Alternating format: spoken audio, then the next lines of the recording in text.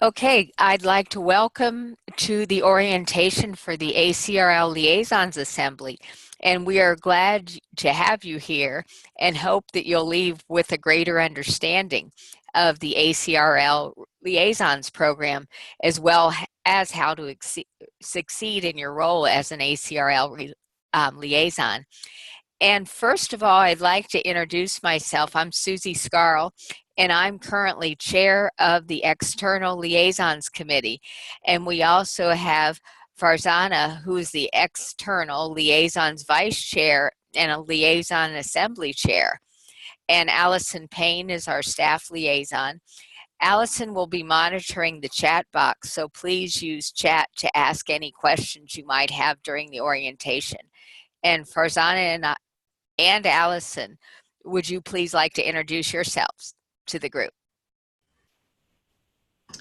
Hi everyone, good afternoon. This is Farzaneh Razzaghi. I am in the beautiful North Carolina. What am I talking about? Thanks, Farzaneh. Hi, this is Allison Payne, and I'm your ACRL staff liaison. And Farzaneh, Alice, and I are available throughout the year if you have questions about your liaison duties. And we also have a board liaison who's not with us today, Emily Daly, who can be contacted if we have a request for the ACRL Board of Directors. So like I said, I'm glad you can join us today.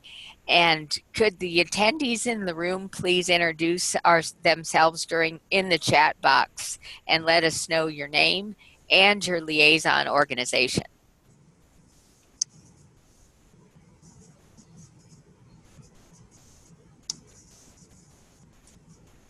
And you may need to, if Lois isn't still in the room, she may be able to give more instructions on how to open the chat box. If you need to activate your chat box, hover your mouse over the bottom of your screen and click on the chat icon, and your chat box will appear in the lower right-hand corner of the screen. Again, just hover your mouse over the bottom of the screen to activate your chat box by clicking on the chat icon. Thanks, Lois. You're welcome. All right, so it looks like we have quite a few people. We have Roxanne, Jose, Christine, Margaret, Tara, and Melissa, and looks like we have a good representation of a lot of different liaisons here. Thank you for introducing yourselves. Yes, thank you. And now what I'd like to do is begin by giving an overview of the two liaisons groups. The External Liaisons Committee, that's ELC if you're into acronyms, is the coordinating committee of the ACRL Liaisons Committee. And the ELC is responsible for overseeing and managing the ACRL Liaisons program. And the ELC has a grants working group, which is responsible for reviewing and distributing liaison grants funding. And Farzaneh will be sharing more details about that later in our orientation. And the Liaisons Assembly is comprised of the official ACRL liaisons to outside the organizations. So once a liaison is on the official roster, they are eligible to apply for liaison grant funding. And here we have the charge and the roster for this year's ACRL Liaisons, External Liaisons Committee.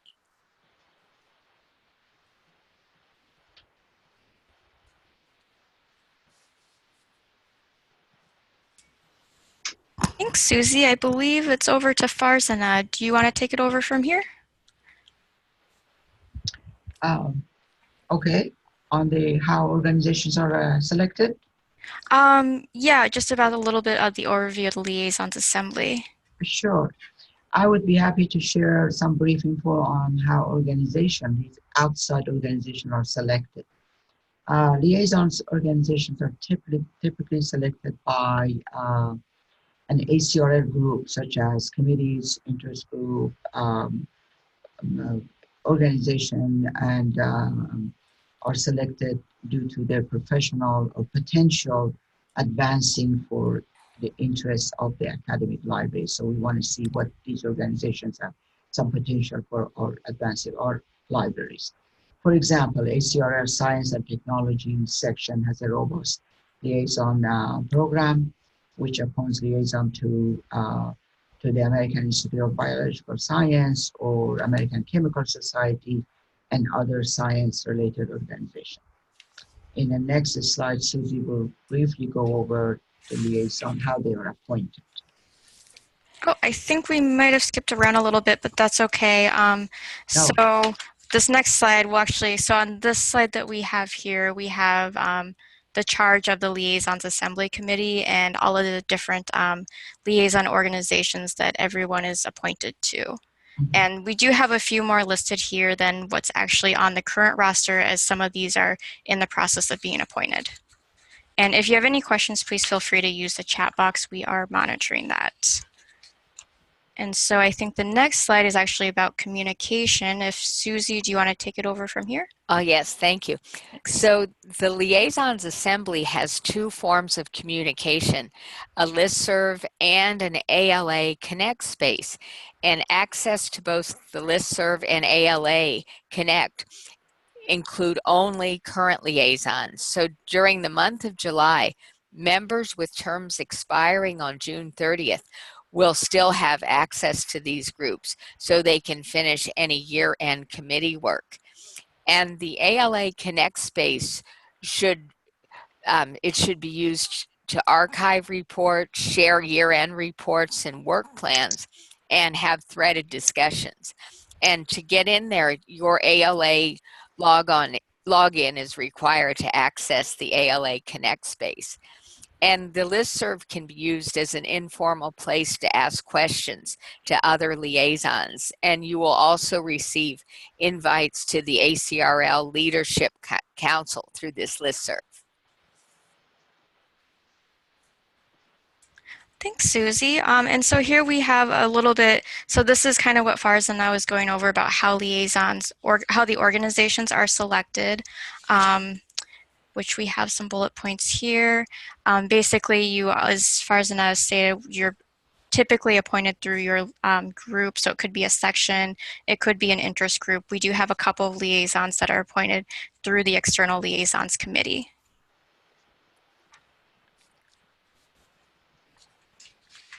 Okay. And a little bit more about the appointed process. You were appointed most likely by an ACRL unit, such as a section or an interest group. And some liaisons are also appointed on behalf of the External Liaisons Committee. And this can occur if the ACRL board identifies a potential organization that might be of interest to academic librarians or ACRL members.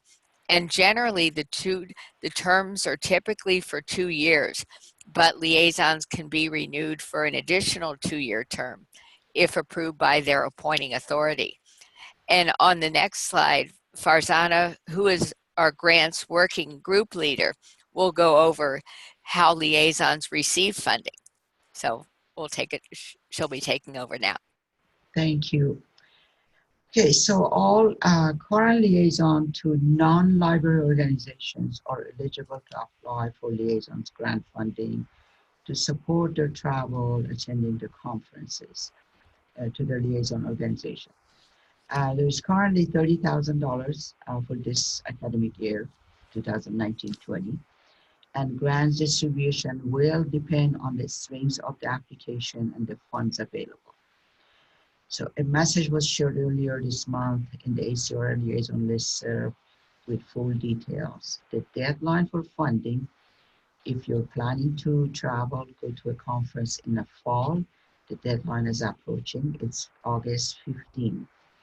If you're planning to go to a conference in the spring of 2020, the deadline is September 15. However, that doesn't mean you cannot submit your travel request for spring of 2020 now.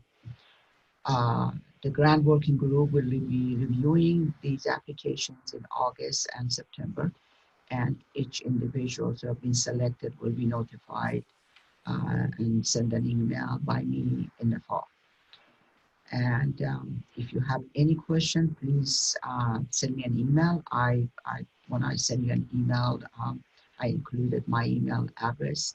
And if I don't know the answer, I know there is a wonderful resource called Allison Payne. I can ask her. The link to the liaison funding page has been posted in the chat box, and these slides will be shared to the listserv following the orientation.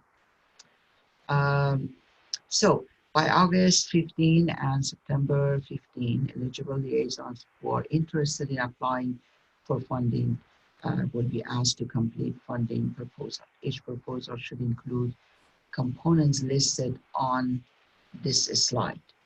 A sample funding request can be found on the ACRL website, and the link has been posted also in the chat box. Please email me your completed proposal by August 15 for the fall, and by no later than September 15 for spring.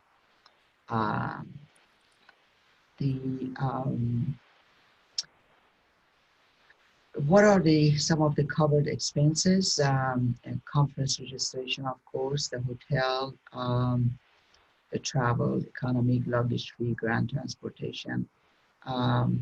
It explains it very clearly that meals not provided by the conference can also be covered at the per diem rate, maximum $50. And on the screen, you see that how much is paid for breakfast and how much lunch and so forth. So this is my third year. I guess I am reviewing some of these applications. Some of the issues we had was there are two major issues. One on the budget, that people do not explain the detailed information on their budget. It is so important for the reviewers to know that if you're asking for $1,500 or $2,000, what are the itemization? You have to itemize it. Or what are you asking for? The other thing is to reporting, of course, Susie will talk about that. When you explain your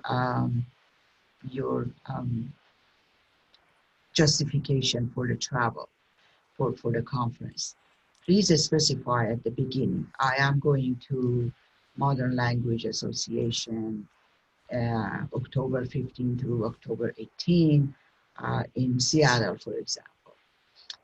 And then explain what the purpose of that is and how it relates to advancing the academic libraries based on the strategic planning that the ACRL has. The outcome and assessments are very, very important. And your assessment should explain that how you're going to achieve this goal, or once you explain your goal, and your outcome should say, okay, what are you going to do with this? Whatever you learn, whatever you do, or what is the, what was the purpose of that, and what would be the outcome that you're going to use it. So before we move to reporting, I would like to pause and see if anyone has any question regarding the grant funding process.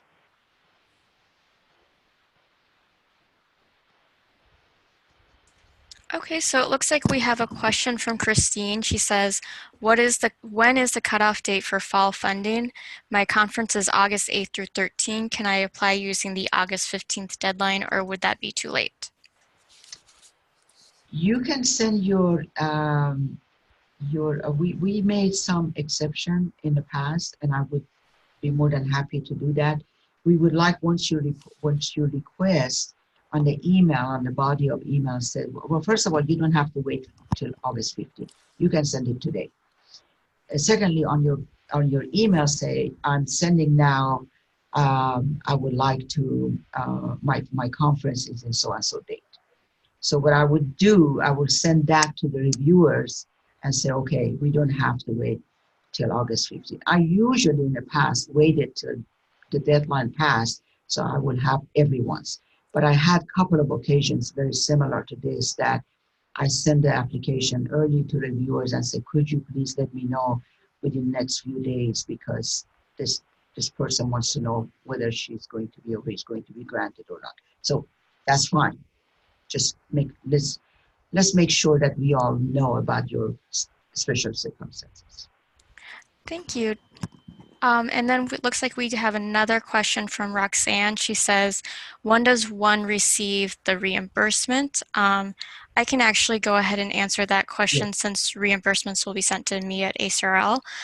So once after your conference has ended and you've completed your report and you submitted your report, and then you'll submit your reimbursement request, usually with the report to me. Then it takes approximately 2 weeks after I've received your reimbursement request to receive funding. Does that answer your question, Roxanne?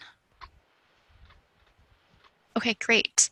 Okay, we have another question from Margaret. She says, if I received liaison funding for 2019 travel, am I eligible to apply again for 2020? Yes. Okay, thank you. Do we have any other questions?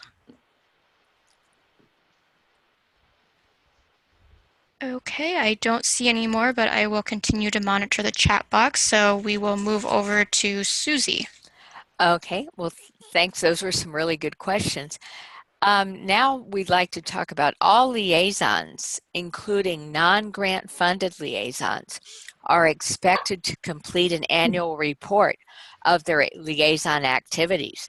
And these reports will be shared with the ACRL Board of Directors and archived online.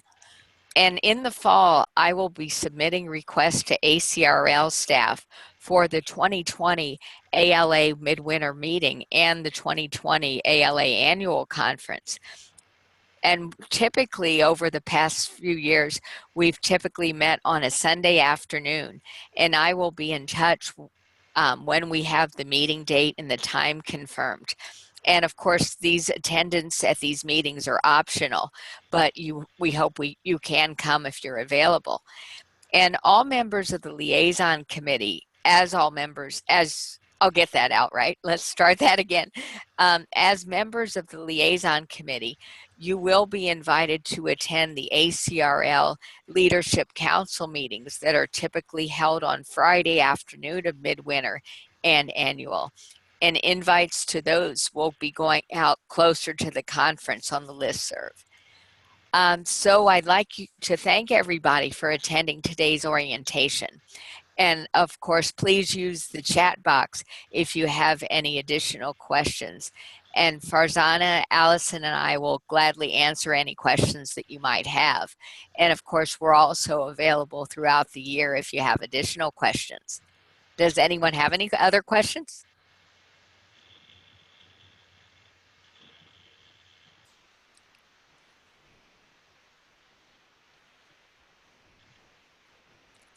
It looks like Fred has a question, if you want to ask that.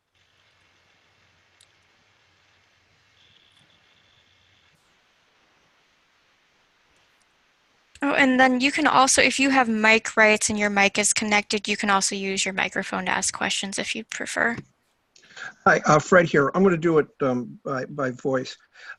Considering ALA's actions on two important topics that have taken place within the association in the past several years, there are two associations I feel that that ACRL might want to consider adding to the portfolio of scientific associations that with which we liaise. The first is the Association for the Advancement of Sustainability in Higher Education. I know that there are several ALA members who are who have participated in the past in this group of college and university centers around the world now that are dealing with the issues of sustainability. And considering that we now have sustainability as one of our core values, I think adding ASHE to the list is a very, very appropriate thing for consideration.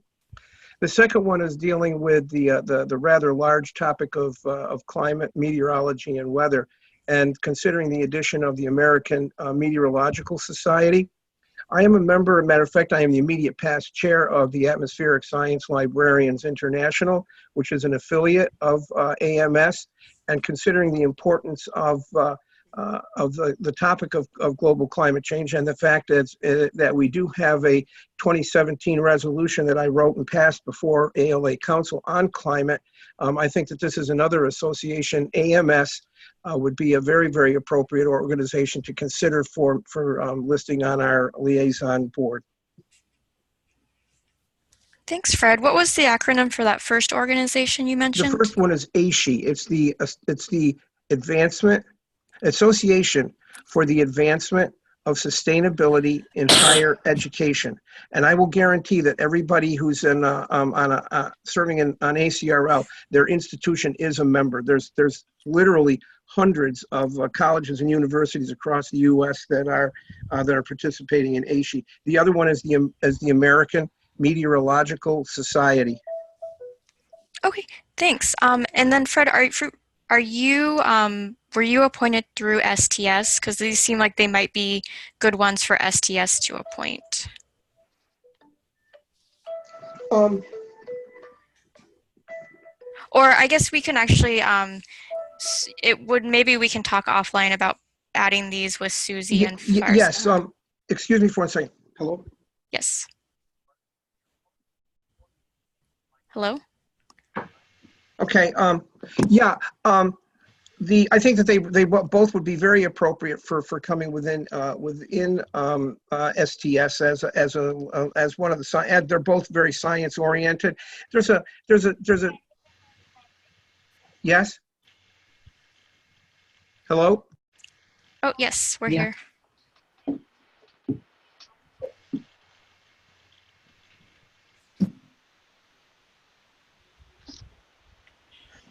Call back later. Yes, I'm sorry. So, what would be the process that one would go through? Just bringing it to the attention of STS board and having them work with you through that channel.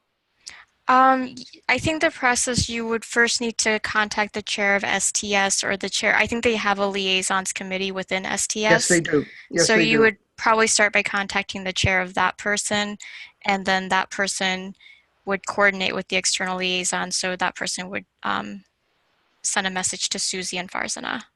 Okay.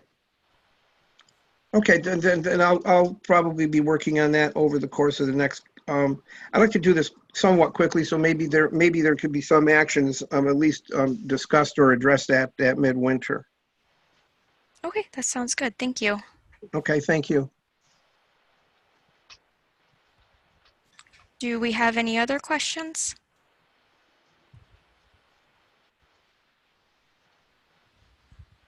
It looks like we have one from Christine.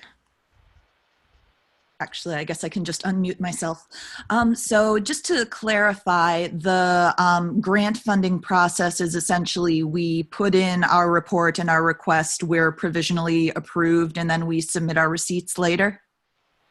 Yes, that's how it works. Great.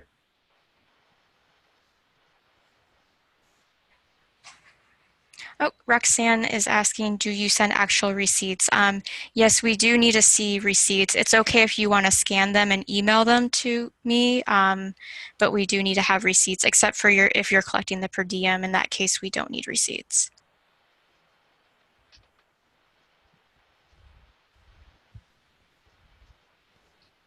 All right, any other questions?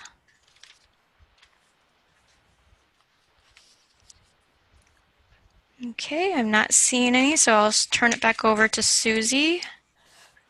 Well, actually, sorry. Oh, we got one. Someone's asking, Roxanne has a question, deadline for submitting reimbursement requests. Typically, we like to have those by the end of the fiscal year, so we like to have them by August 15th.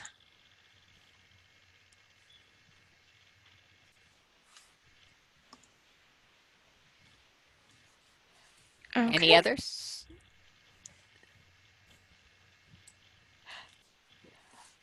Okay, well, again, I want to speak for my colleagues and say thanks again for attending today's orientation.